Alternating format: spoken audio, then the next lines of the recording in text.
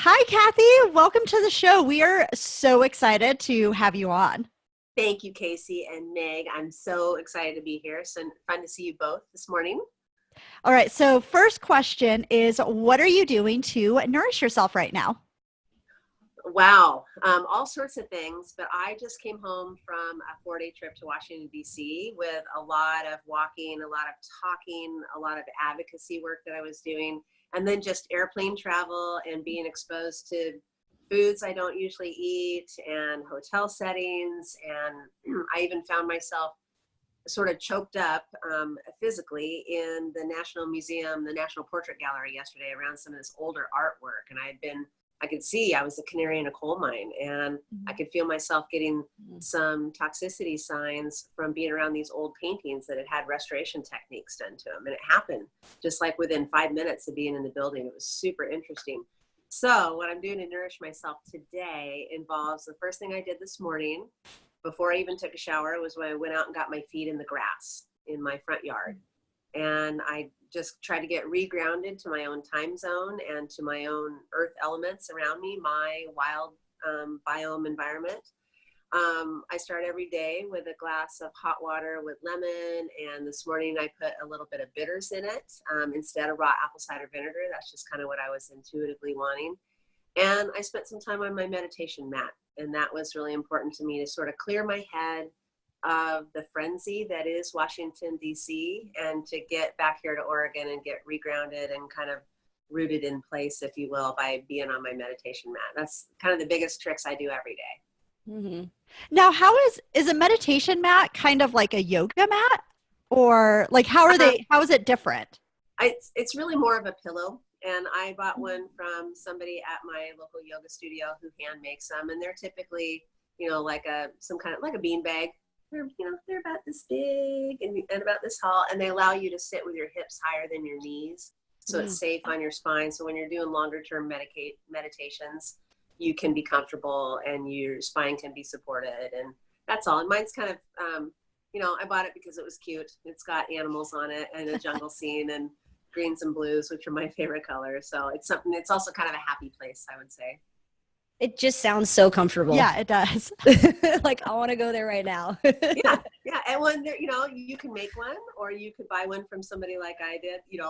I would say seek out one that is handmade in your community rather than going on Amazon and buying one. There's all that kind of stuff on Amazon, of course, and everywhere. But to me, it was more special because I got to meet the person who made it. And I go to yoga with her 2 times a week. And so there's like a personal connection to it. And then I have it in front of on a little coffee table that is from my childhood. It's something that I got to take from my parents' house when they were no longer using it. Little sort of mid-century modern coffee table. I've got a little sort of meditation altar on it. And I've got a bowl made by a very special friend there, a handmade wooden bowl.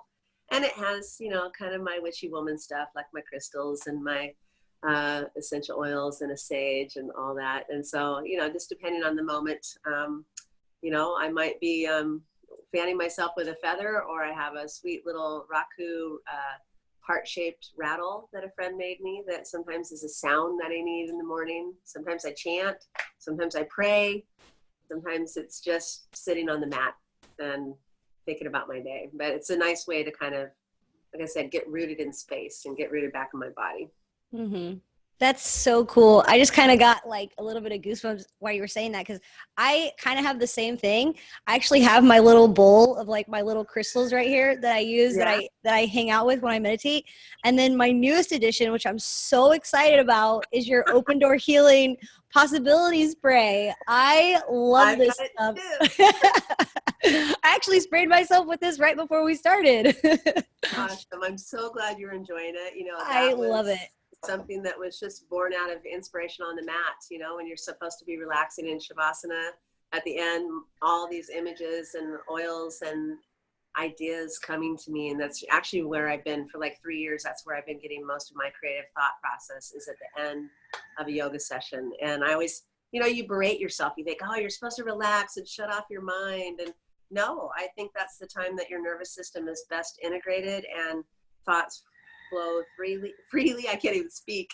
but your creativity starts to flow. And so Possibility Awakening Body Spray was born out of that. And I'm so glad that you're enjoying it. I used it this morning too.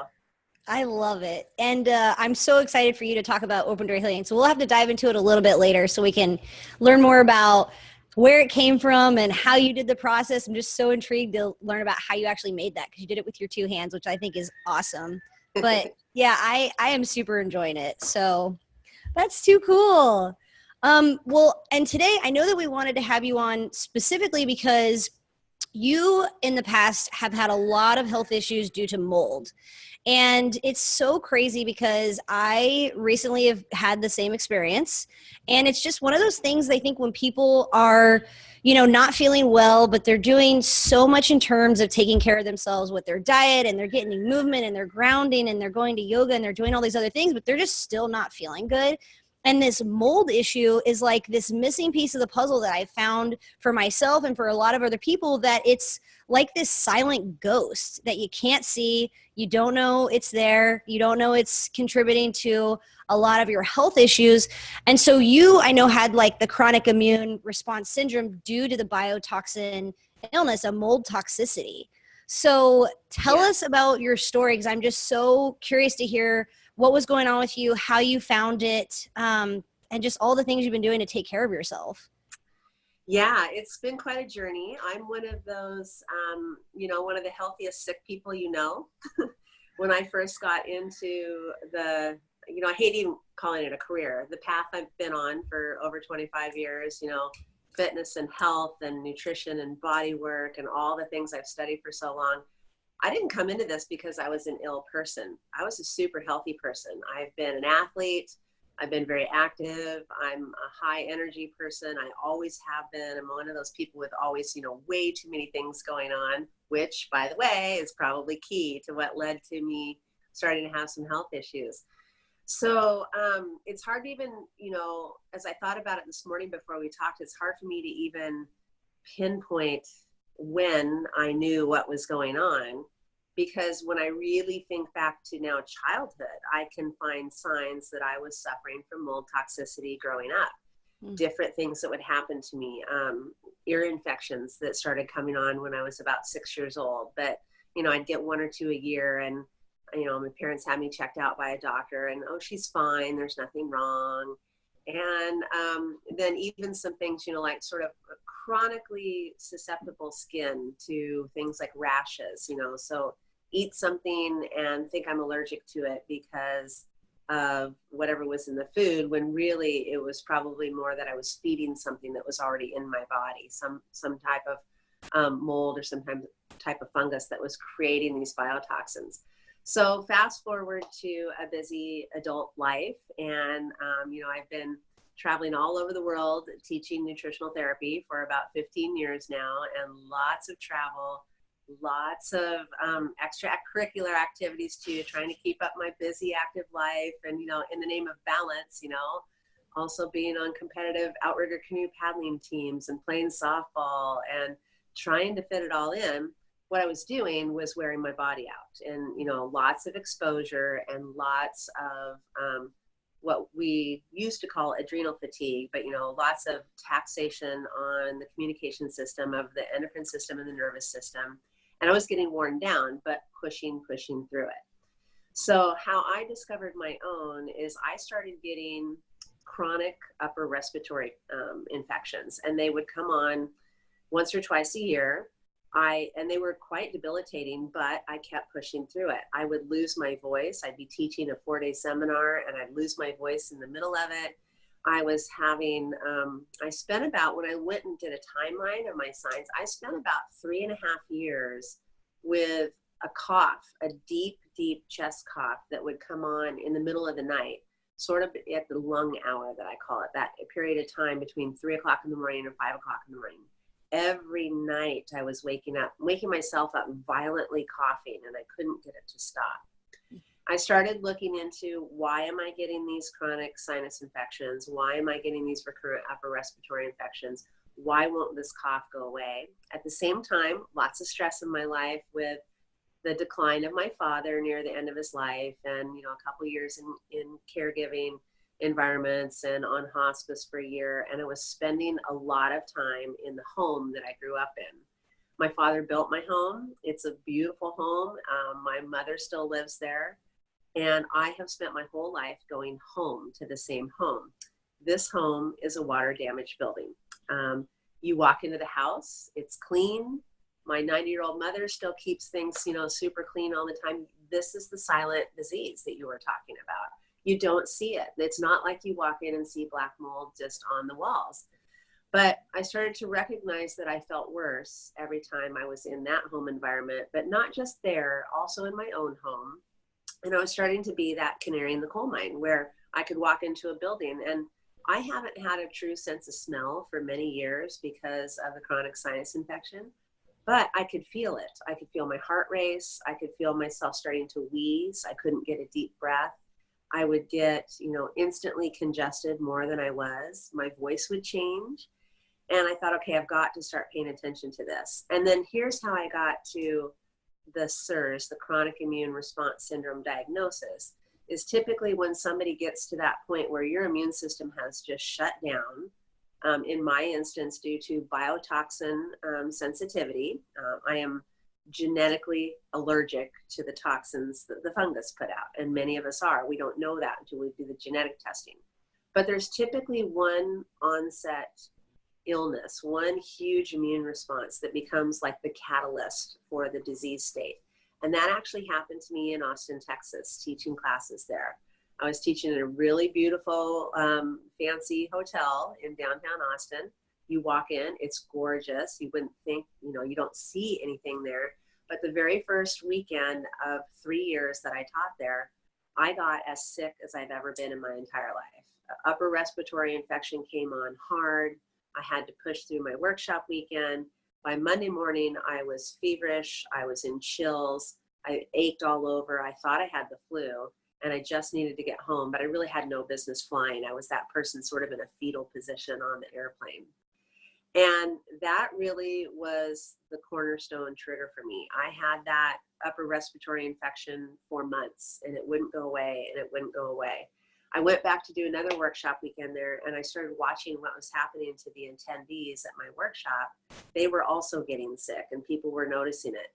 I could, within a half a day of being in the rooms, I could look around and watch people start to cough, watch people start to scratch their skin, watch people have to go blow their nose a lot. And I started to put it together that this is an environmental issue.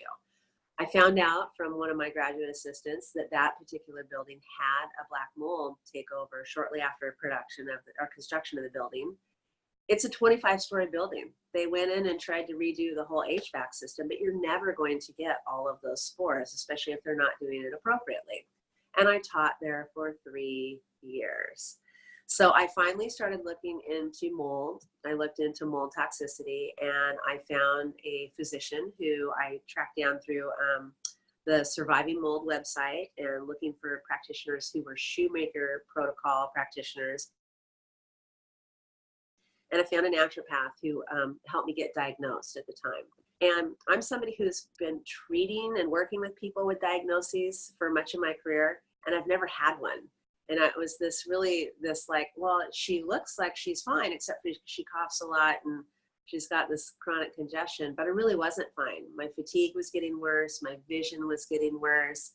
My skin eruptions were getting worse. It was all getting worse. But I finally had to accept I was sick. And that was a big thing, just that emotional component to it. Luckily, I had insurance at the time, and for the first time in a long time, I had insurance, and it helped me get a lot of the diagnostic work done, but I still had to pay out of pocket that first year. I paid about $15,000 to really figure out what was going on with me. Hence started the diagnostic testing, looking for, I had already run my DNA. I did a deeper dive into my DNA to find out that I did have the human leukocyte antigen gene, making me more susceptible to biotoxin illness. And even though, thank goodness, my diet's been great for many, many years, my immune system finally couldn't keep up with the constant assault and the re-exposure. That's the big key with biotoxin illness, is the re-exposure.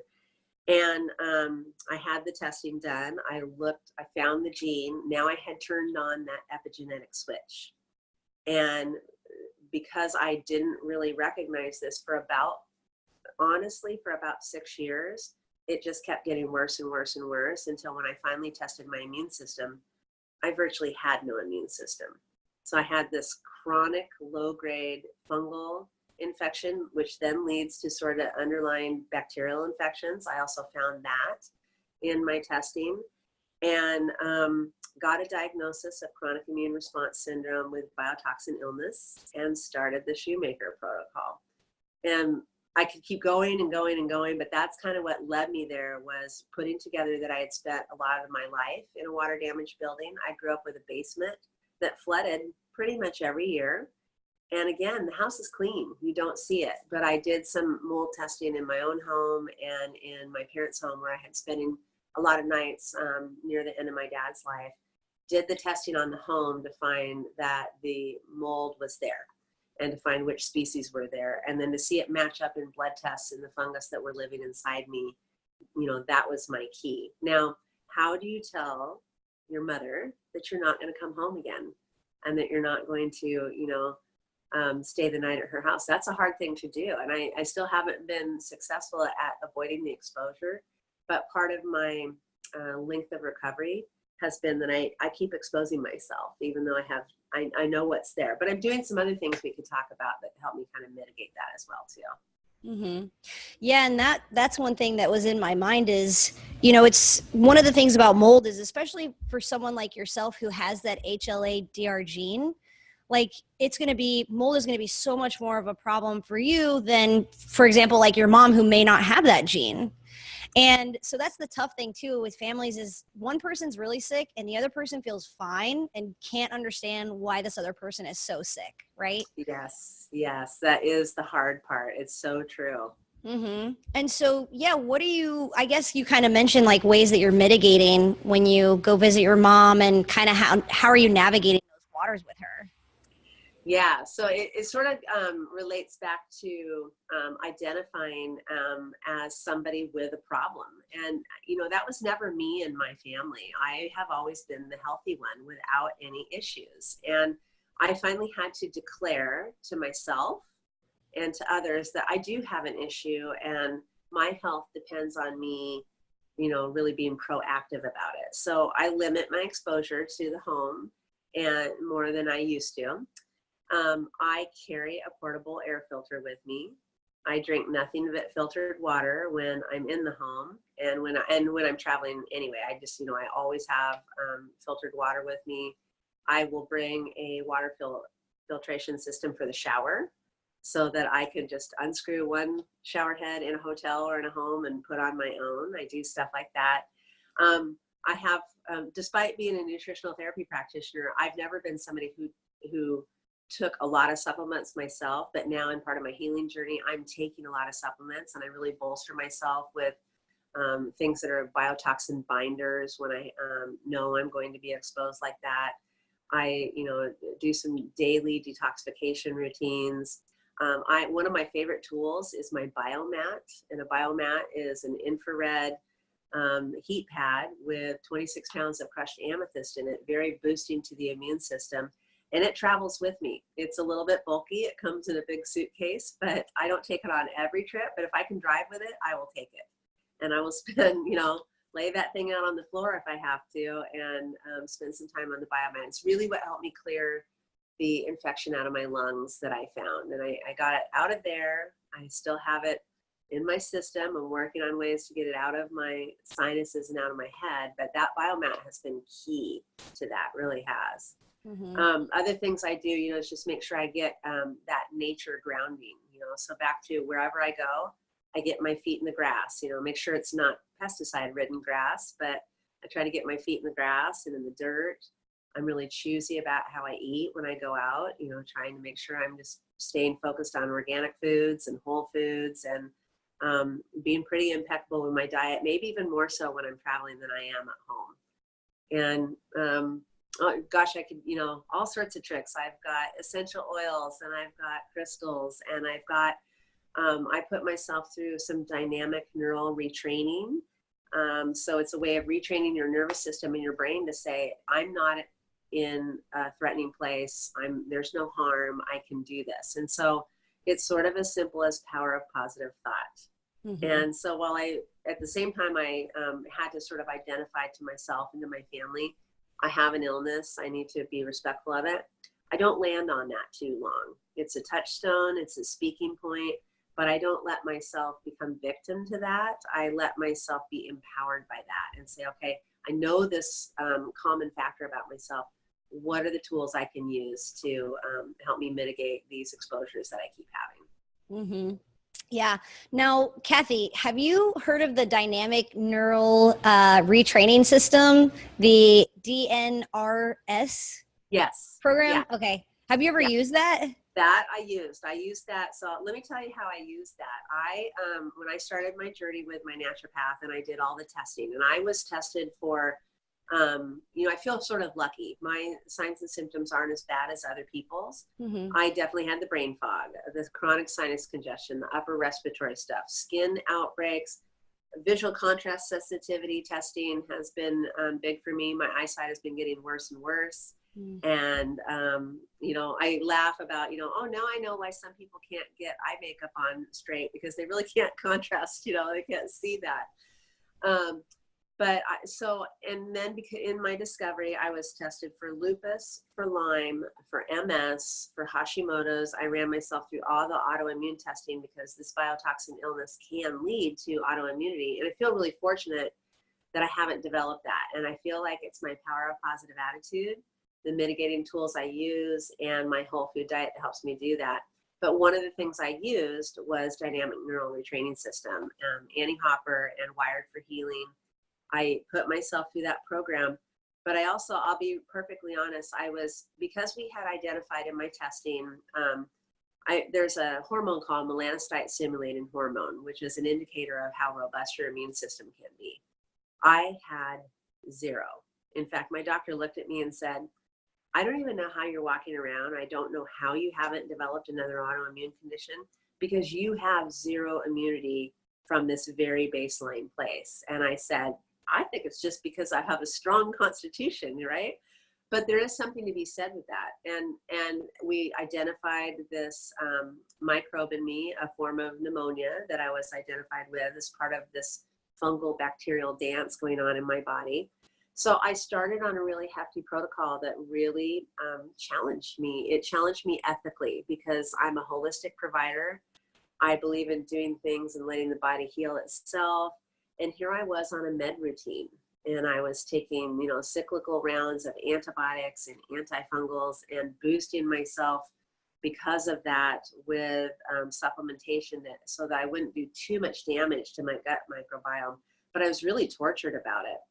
And I started in January and started this protocol, and I had agreed with my doctor that I would do this for 2 years. And luckily I wasn't having any,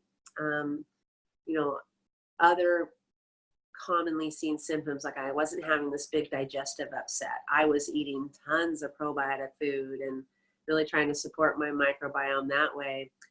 But I got to a point where it's getting expensive. It's getting cumbersome. I'm cycling 5 different medications and I had not 1, but 2 allergic reactions to medications. And I went, that's it. I'm stopping all the meds. I'm going to go back to what I know how to do. And that's when I started doing dynamic neural retraining. So I did the routine from January through June of that year. And then I declared July of that year, 31 days of Thunderful. And I set a positive intention that no matter whether I had to work or not, I was going to spend time every day having fun. I was going to laugh.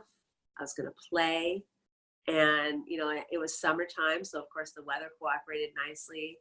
It was the first time in 10 years I didn't have a course to teach over the summer. So my workload got a little bit lighter. I employed Annie's dynamic neural retraining system, and I just changed my brain because I wanted to. And it made a huge difference. Now, here's the problem. You know how people do this. You start feeling better. And then what do? You stop doing all the things, right? You stop doing all the things that got you there. So I thought, I feel better. I'm going to back off on some of the supplement routine. And I feel better. maybe I can allow a little dairy back in my diet, which had been one of my triggers in my immune system. And I stopped doing the dynamic neural retraining. And it took a few months, but September came along, a new course cycle starts, my stress elevates a little bit, and sure enough, my signs and symptoms came back. And so it was a big lesson to me to say, no, this now has to become a part of my life. And if not every day, I have to spend some time retraining my brain every day in small and large ways, using the principles of dynamic neural retraining system, and train my brain that I'm not at threat, I'm not at risk, I'm happy, healthy, and robust. And that's what I tell myself every day, even when I don't feel like it. That's amazing. Well, I'm so glad to hear that you had a positive experience with that, because this is just something that I learned about recently. And I've been looking into it, and I think I'm going to do it just because of what you just said. I think that you made the switch for me. Good. Yeah. And it's a cool resource too. I mean, we learned about this from one of our clients, and I think that it's definitely a tool that can help a lot of people. So this is neat. I'm going to have to put myself through that. So that's really cool. But yeah, I mean, it's very interesting, because you were talking about all of the diagnostic testing that you were doing for MS and lupus and all of these things. And that's the other rabbit hole that a lot of people get stuck in when they're dealing with mold is, they think it's all of these other autoimmune diseases or issues, and they just can't pinpoint what it is. So they get tested for all of these things, and it's like they look fine for everything, and they just can't get to the bottom of it. Right. So it's wild how it mimics everything. But a lot of the fatigue, like the weakness, muscle stiffness, blurred vision, tearing, sinus problems, cough, shortness of breath, abdominal pain, diarrhea, a lot of the GI issues for people, dysregulation or regulation problems like increased thirst, frequent urination. I mean, these are just some of the things that people can suffer with. And it's like, these are just normal symptoms. Like, I don't understand why I'm having this, And so, especially for anyone that lives in a place that has humidity, I'm like, you need to test your house for mold. You need to test yourself for mold. Just rule it in or rule it out, because it's a big, big issue. And I think more people are struggling with mold toxicity than a lot of people realize. I was reading statistics that it's about 25% of the population. I believe it. And then there's about 25% of that 25% who have the HLA antigen. They have the gene for the antigen. So it's a big problem. And, I grew up in the Pacific Northwest. We're not necessarily humid up here, but we certainly are moldy. We are certainly, you could see. Moist. We are moist. There's fungus and, beautiful lichen and moss everywhere. But it's what we're raised with. And then, I spent a lot of time in Texas as well. So what was interesting about my own testing is, as I dug deeper and deeper into it, I found strains in my blood from both environments. And now for 10 years, I've been traveling to Texas and being exposed to those. And that was where I had my big trigger event. And, now I'm carrying around all of that. So it's everywhere. It is everywhere. Now, I'm so curious about the diagnostic tools and testing that you did, especially to really dive deep and discover all of these different environmental pieces and the different strands and stuff. So what kind of testing have you personally done, or what would you recommend for someone to look into? I'll tell you that first you have to find somebody that knows what they're looking for. And so I really recommend the website Surviving Mold. There's a lot of resources on there to educate people about the different kinds of diagnostics you can do. But as I said, it's very expensive. I spent about $15,000 that first year. And I feel fortunate that I had it. In hindsight, did I need to do all that testing to get to the bottom of it? For me, maybe not. I have a different knowledge base than a lot of people. I probably could have come to where I am at now in my healing without it. But when you are that person who suspects that you have MS or chronic fatigue syndrome, or you're having, signs and symptoms of autoimmunity, but it's not showing up, that's when I would do the deeper dive. You would ask your physician to, there's a whole list of diagnostic tools that are part of the Shoemaker protocol that you can find on the Surviving Mold website.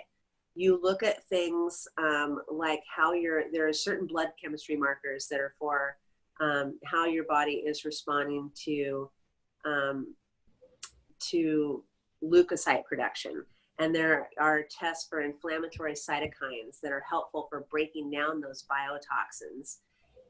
And so you are tested for interleukins, and you're tested for this melanocyte stimulating hormone, which is what's starting to kick out the natural killer cells and the T cells in the first place, that then target the B cells that are the making the antibodies against the antigens. And when that's not working, and you have zero numbers like I do, you know that your immune system is in trouble. And then when your immune system is that compromised, that sets the stage for so many other, inflammatory conditions as well. There is, you can do visual acuity contrast testing, and that's something you can find just by searching for that, finding a website that you can actually do the test in the comfort of your own home office, and you set yourself up so many feet away from the screen, and you do this testing. You can also have an ophthalmologist do it for you as well too. I looked for, as I said, I did an autoimmune panel. So outside of my testing, I did a CIRS Labs autoimmune panel looking for the different antibodies for all the different autoimmune diseases. And I feel fortunate that I didn't find any of that.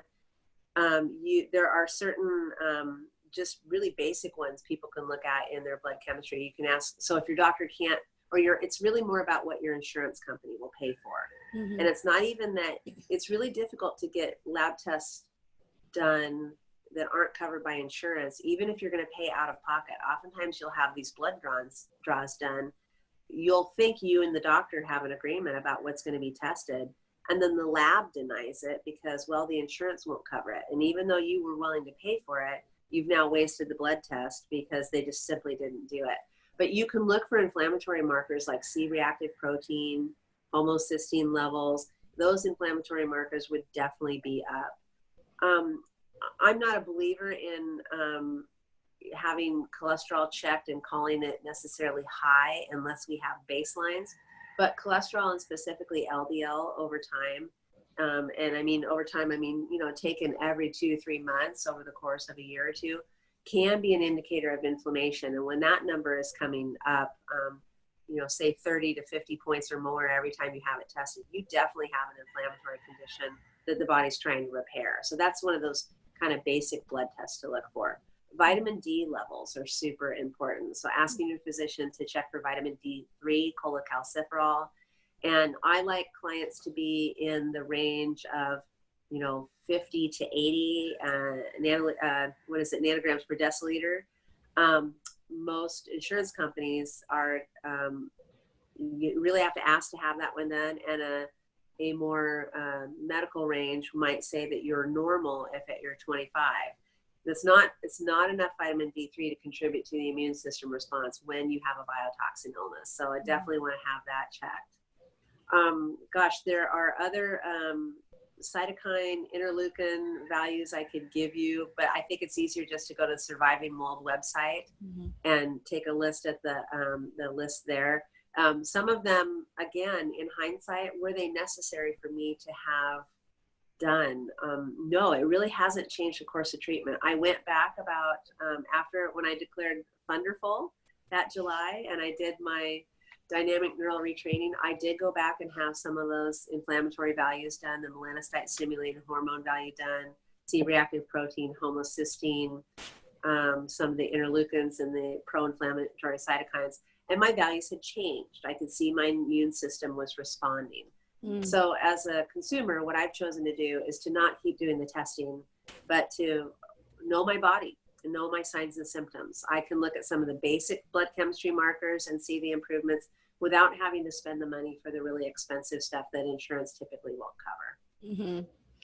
Yeah, and that's fascinating because I wasn't really thinking about all of those markers like your cholesterol and your homocysteine and your C-reactive protein. I mean, we know that those are inflammatory markers, but it's fascinating. I never thought about that for mold. Where my functional medicine brain goes is like the mycotoxin test by Great Plains Laboratory. Like that's a great urine panel to see if you have mycotoxins in your organs.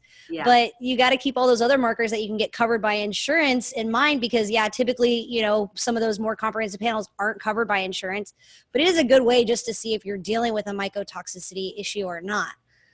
Yeah, let me add to that because I did the urine challenge. I did have that, and that was one way I identified the mycotoxins. And then I had a deeper read on my genetics, and so that I identified the gene. So now I know, okay, I am that person that once I flip the switch, the mycotoxins are present in the urine, they're present in the blood, and now I know I have turned on the gene switch that I already had.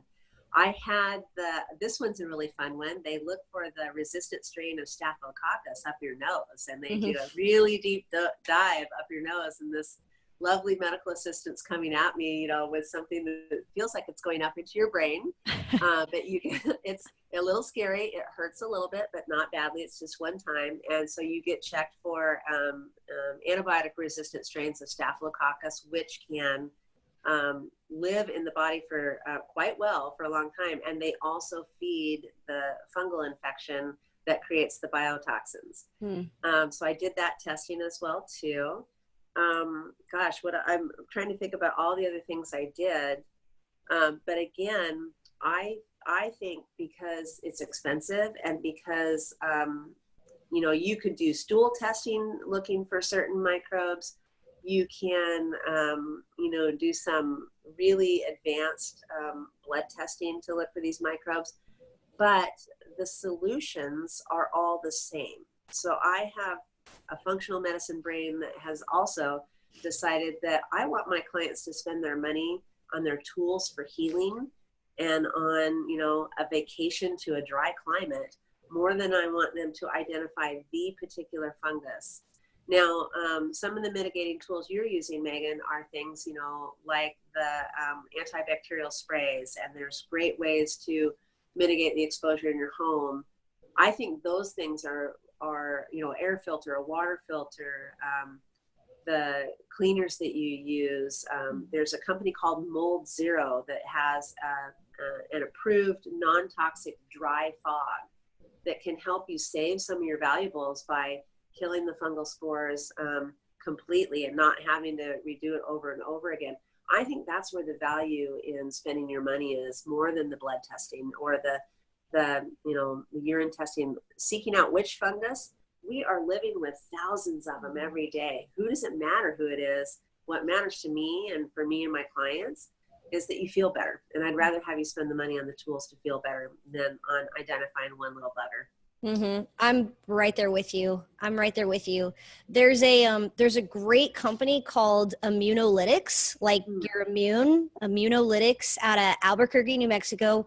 And you can test your home super, super cheaply just to find out like how serious of an issue you are living with, which is what I did. It was just fascinating because again, it's like those silent ghost killers. Like I didn't think really anything was going on. I just kind of wanted to rule it in or rule it out. And we had some areas in our home that just came back off the charts. I mean, like anything over a 5 is a health concern. And we had like 90s, we had 34s, we had 20 somethings. It was just like, oh my gosh, I'm just living and breathing this stuff in. But yeah, so it's super not expensive. And then I'm right there with you. Like spend your money on the supplements, spend your money on food, spend your money on these air filters and dehumidifier systems, because that's what's going to make you feel better. The testing is going to come back with one or the other. Great, it's still an issue and you need to address it. So spend those hundreds of dollars on getting yourself well. A lot of great companies out there. Yeah. Exactly. I used, I think it was called Microbiomedics, and I did an ERMI test, environmental resistant mold index. And I did that. You walk around, you probably similar test to what you did. You let dust accumulate in your home and you dust certain areas of your home, especially where you spend the most time. And I also found some of those scary numbers. Out of the 36, I think there are 19 waterborne and 17 airborne. I found out of the 36, I would have had a regular exposure to at least 28 of them. And, my house, my numbers were high in some of my prominent living areas. And, bedroom, kitchen, the top of the fan, over the family room where I spend the most time. And in an overall percentage, my home was in the 30th percentile category compared to all the other homes tested in the United States. My mother's home was in the 80th percentile. And so that it did help me say, okay, this is a waterborne, a water-based damaged home, and if these things are bound to be there, I have to pay attention to that. And it also allowed me, like you mentioned earlier, to have the communication with my family to say, I'm not making this up. I love being home with the family, but it kills me every time, and here are the numbers. And sometimes that money spent is worth it for opening the dialogue when the people around you don't really want to accept that you want to rip the carpets out of your house. And here's the other here's the other piece of testing I did too. I also did a traditional allergen test, where you do the skin prick and you find out the different substances that you are, quote, allergic to based on the skin response. And, you can look at IgG levels and IgE levels and IgM levels. But when you turn on these epigenetic switches for a biotoxin illness, you also now become highly susceptible to other allergens that maybe you've been living with, for most of your life.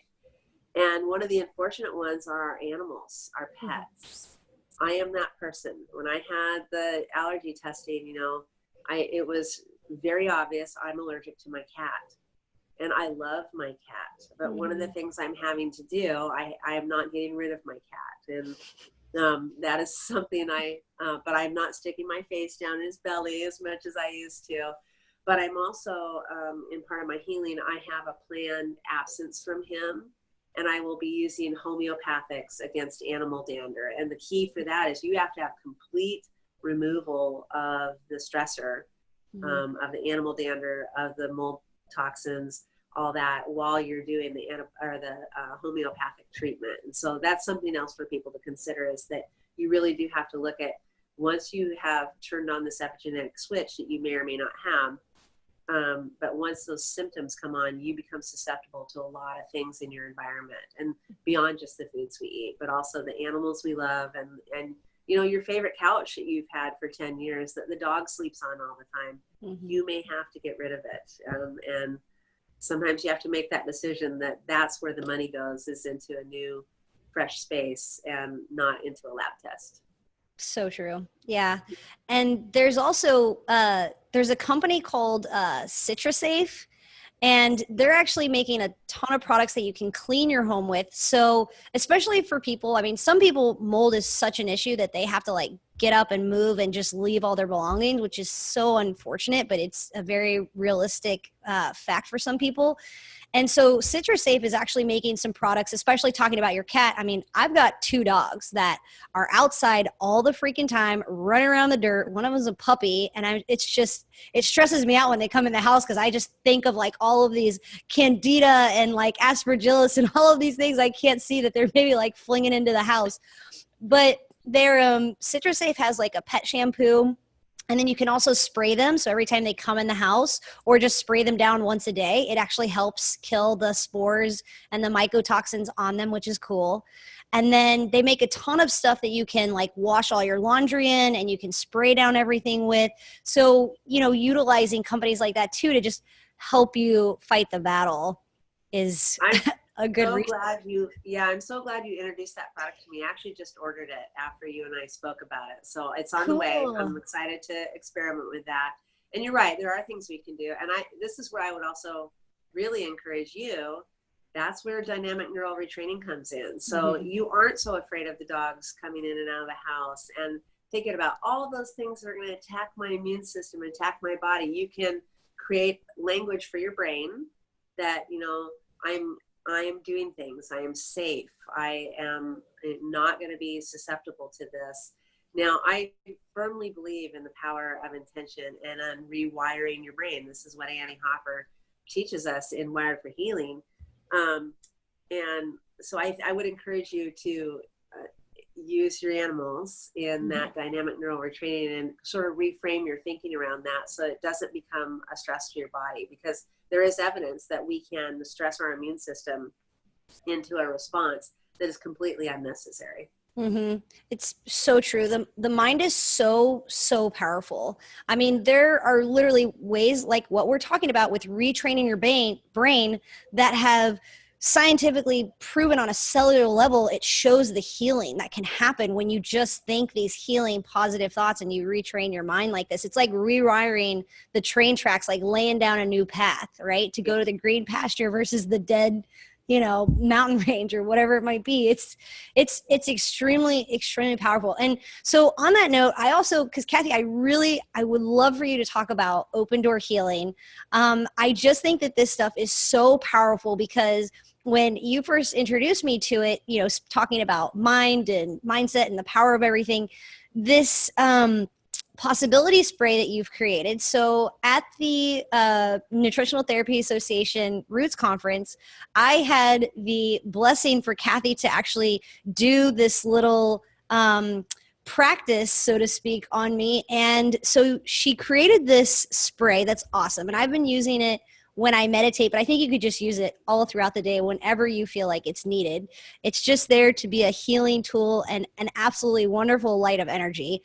And it was so cool. Cathy, you'll have to explain it, but when she did this to me, I swear I saw like this white light just like surround my body. It was like someone had taken like a highlighter, but it was like a white highlighter that just like outlined my body. It was the coolest experience. So yeah, tell us more about this awesome new product and the company that you've created out of love, Cathy. Okay, yeah, I will. And that is, thank you for saying that, because that is how I got inspired about open door healing. Was I see us living in this sort of culture of contempt. And I actually bookmarked a New York Times article that I need to go back and read. Somebody had written an article about culture of contempt. I'm like, exactly, that's what I'm seeing. That's what I'm feeling. Everybody is, there's so much distress in the world from so many angles. And it's super easy to point fingers at others rather than trying to lift ourselves and each other up. And so part of my inspiration, again, back to yoga, and I don't claim to be any, you know, special yogi. I'm just a girl that really likes the environment and the community there. So in yoga, I started having sort of visions about, oh, this is what I have to do next. I get it. I didn't know this is what I was going to do, but I was going to do it. And I started thinking about how one of the things that I think I'm good at is creating community. And it took me a while to be able to say I was good at anything, right? We don't like to say, you know, this is my gift, but this is my gift. I like to create community. I like to bring people together. And I want to bring people together through a platform that is collaborative, cooperative, and healing.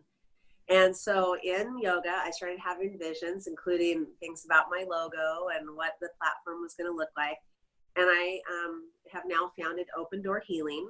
And part of Open Door Healing is going to be my personal platform to provide continuing education to practitioners, which I'm already doing a little bit of, but I'm going to expand those offerings. I see clients, you know, so Open Door Healing is also going to have the door open there, if you will. But the premise is that my door is open, and I want people to take personal responsibility for their health. And if they just come and enter my open door, I have some tools and gifts to offer you, but I also know a lot of great people that have other great tools and gifts to offer. So I'm going to be creating an affiliate network. I've already started it. And I'm going to be doing, you know, sort of vetted, discerning interviews with people whose skills, tools, ideas, concepts, programs for everybody regarding health. And it can be a wide variety of things. I want to showcase those people, and I want to share it with the world. And the idea is that if I introduce, you know, somebody to dynamic neural retraining system and it works for them, great, you know, then I'm going to, you know, have given a gift that isn't my door, but I've shown you another door to open. Mm-hmm. So fast forward to me wanting to promote Open Door Healing and start to create this community around it. I thought, you know, what is it that creates community? Well, I'm in yoga class and I'm laying on a mat in Shavasana at the end, and I might be a little sweaty and I might be a little sore and I might be a little frustrated because my triangle pose didn't go so well today or whatever it is. But there are, you know, 15 to 20 other people laying there having a unique but similar experience. And I thought, isn't it beautiful that we're all in this safe place in this community and that accountability to each other. You know, when I don't show up for a regular class that I'm in, people that I barely know will say, hey, where were you on Tuesday? We missed you. And I think we need to sort of keep each other accountable that way. So here I am laying in Shavasana, and I'm starting to think about what open doors mean, and what they mean to me is possibility. They mean potential. They mean, as long as I step through it, I'm going to find a possibility I didn't have before. And I started seeing and having come to me essential oils and crystals and moon cycled water. And I'm like, what am I doing? This is not my specialty. I'm not that much of a, energetic expert in all this, but I started to have an idea about it. So I talked to my good friend, Amy Lupton of Life Root Botanicals, who is an expert on that. And I said, I need your help. I need you to co-create this with me, because I have this vision. I know what I want it to be. And I want it to be, the word you use is practice. That's perfect. Practice, ritual, habit. And these are the things that change our behaviors to change our life, and to implement the healing tools to make us do the things that lift us and support our healing every day. So I created Possibility Awakening Body Spray. This is co-created with, and maybe Megan and I can do this together. Casey, I'm sorry you don't have any with you right now. I know, I'm so sad. I know, I'm just bummed. I feel like, okay, well, we're going to do this energetically for you, okay? So the idea is that this is a Open Door Healing and Life Root Botanicals co-created blend of moon cycled water. So I put Oregon spring water out in glass jars under the light of the new moon to the full moon. And I'm doing this every month. Inside each bottle, can't really hear it, are selenite crystals. And selenite is a crystal. It's also known as gypsum. And it grows abundantly in caves in lots of parts of the world, particularly in Northern Europe. And it's a crystal and a stone of insight and intuition. And to me, that's another way of saying possibility. What do I see? I came up with, Amy and I came up with a blend of Palo Santo, sandalwood, cypress, myrrh, ginger, and lime. And I gotta say, it smells really great, but each of those oils have their own properties that I wanted to bring to it. And the idea is that you use this as a ritual to awaken you to your own possibilities. So is it the essential oils and the moon cycled water and the crystal doing this, or is it the ritual? I think it's the community and the energetic force we're creating around it, this positivity, this potential where everybody's seeing, I have possibilities I didn't know before.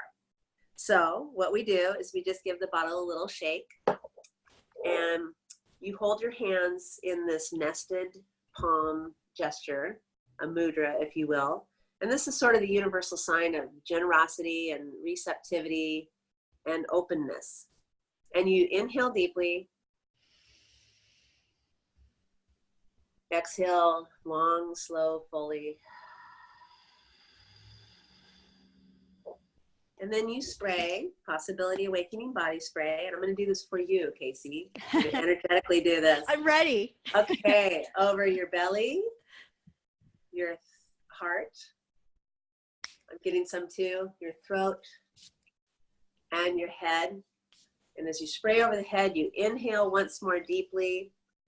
And then you affirm to yourself or out loud something like, I am awakened and ready to open all doors of possibility presented to me. And you let that sink in a little bit. And it was really impactful to do this in groups. It was really impactful to do this in one-on-one, and to hear the language that came out of people after experiencing it. Casey, I know you can't smell it, but can you imagine yourself doing this every day? Yes. And even without the spray, I would like people to just form a habit like this, affirming to themselves and to the universe, you have possibility. You have possibility you haven't even tapped into yet. Mm-hmm. And you and Megan met, and you created possibilities, and you're creating possibilities with the work you're doing together here. Mm-hmm. And I was getting words like, I feel calm, I feel centered, I feel balanced, I feel awakened, I feel uplifted. Mm-hmm. One woman looked at me and she said, my grandmother, I'm at my grandmother's kitchen table and I'm eating her famous spaghetti. I haven't thought about that house in years and how happy I always was at grandma's house. This was the kind of reaction it was having. And I'm getting amazing feedback from something that I just wanted to gift to the world. And the first, at the Roots conference, I made this a fundraiser and a donation to the scholarship fund that the Nutritional Therapy Association offers in honor and legacy of my friends Jennifer Paco and Dana Brown. They were two instructors who passed away in the last couple of years, well before their time. And it meant a lot to me to want to open the door to possibility for somebody else. So I gave to the scholarship fund. And Life Root Botanicals and Open Door Healing plan to continue this line.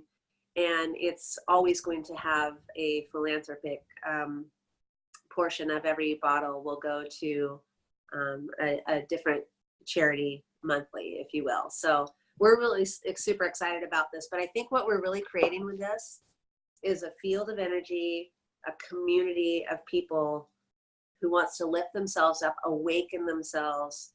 And by all doing it individually or together, we're going to lift each other up and create many, many more positive, healthy possibilities for each other.